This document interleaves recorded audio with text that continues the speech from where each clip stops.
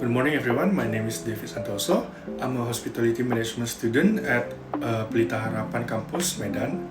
Today, I'm excited to present my individual organizational analysis project. My title is Navigating Cross-Cultural Guest Communication at JW Marriott and International Team Dynamics. The core purpose of this assignment is to bridge classroom theories with the daily operational realities of a fast-paced luxury property. I chose to focus my analysis on JW Marriott Medan because it operates as a vibrant cultural melting pot.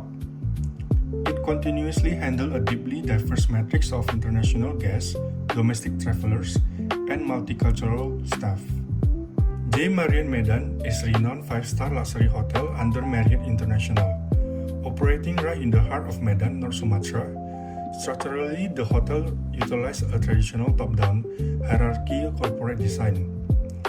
This rigid line of authority flows seamlessly from the general manager down to department heads, line staff, and temporary interns to ensure strict adherence to luxury standards. JW Marriott offers premium suites and 6 distinct dining venues. This includes the multicultural buffet at Marriott Cafe, fine Cantonese delicates at Jade Restaurant, and premium cuts that award-winning Prime Steakhouse. It also boasts a grand ballroom, a Balinese luxury spa, and a stunning infinity swimming pool. What makes this property a unique analytical environment is its internal workplace diversity. The workforce brings together a mix of regional ethnicity, including Batak, Javanese, Singaporean, and Chinese Indonesian individuals. Alongside a distinct generation mix, senior managers typically favor traditional hierarchy, while younger frontline teams lean toward open, collaborative interaction. Externally, the hotel caters to an equally diverse customer base. We host corporate long-haul Western travelers, high-efficiency regional business tourists from Singapore and mainland China, and also affluent domestic leisure guests. This complex guest matrix demands highly versatile cross-cultural competency from every employee. During my internship placement within the Western Kitchen, I was given the opportunity to analyze these frameworks directly at the front-facing live egg station. This environment serves as a real-world testing ground for cross-cultural management theories, highlighting how communicating context, power distance, and inclusion play out under heavy operational pressure. First, let's look at the external guest communication. I observe a clear behavioral differences across 3 demographic groups. The first one is Singaporean guests. Singaporean guests usually utilize an efficiency-driven, so they are very low context communication style, and also they speak or communicate very rapid or very fast, and it could be hard to be understood by us junior staff. So there's a communication barrier, I guess. And then the second one is the Western guests. Usually Western guests they are rather more simple. Their request is usually more simple, like poached egg or scrambled eggs, or just a simple omelette with cheese. While the last one is local Indonesian guests. Usually they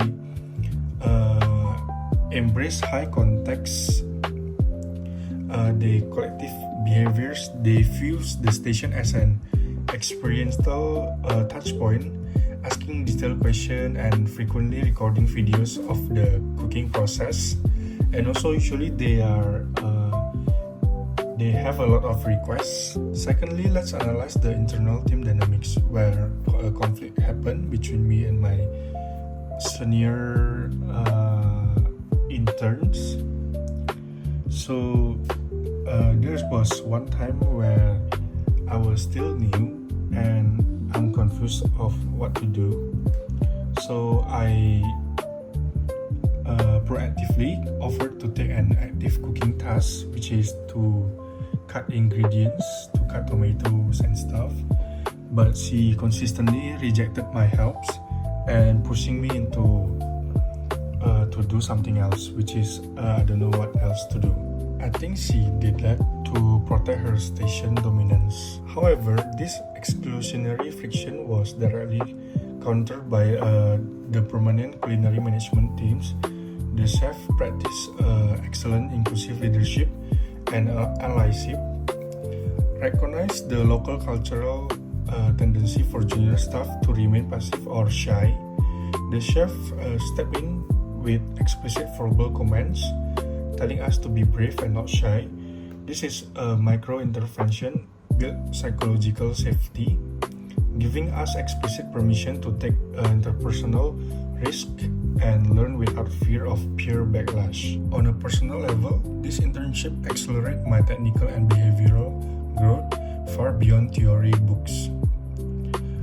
On the line, I significantly refined my practical culinary mechanics, knife skills, and high-temperature live cooking techniques.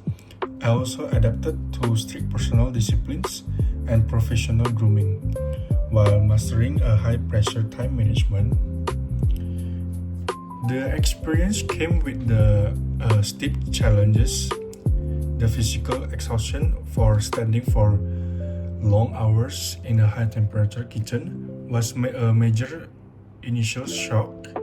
I had to quickly build a thick skin to separate a fast-tempered professional critics from personal insecurities. Furthermore, interpreting the rapid speech pattern of international tourists and loud kitchen ambient noise was highly stressful.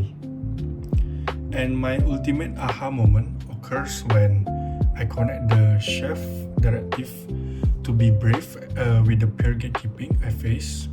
I realized that in a premium luxury kitchen, quiet passively is a liability, not an asset.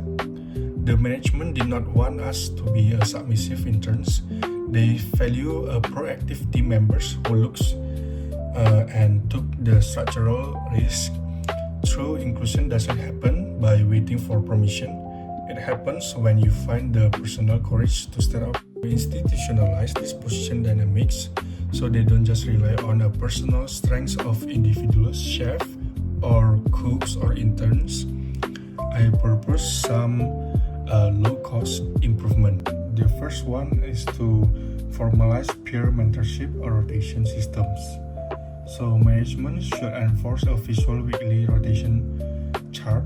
This eliminates horizontal gatekeeping amongst interns, strips away the informal tenure privilege, and formalize equal learning access. And also a leadership workshop on intern empowerment. Introduce a brief 15 minutes monthly alignment for kitchen supervisor. This will train senior staffs to identify cultural hesitation early on and intentionally pull introverts or junior team members into active roles. In conclusion, my time in Western Kitchen at JW Marriott proved that a premium hospitality environment demands far more than just a technical excellence. It requires high cultural intelligence and active allyship. While leadership steps in proactively to build a psychological safety and democratize learning, they build a sustainable resilience teams that capable of delivering world-class luxury service. And that's all for today, and thank you for watching.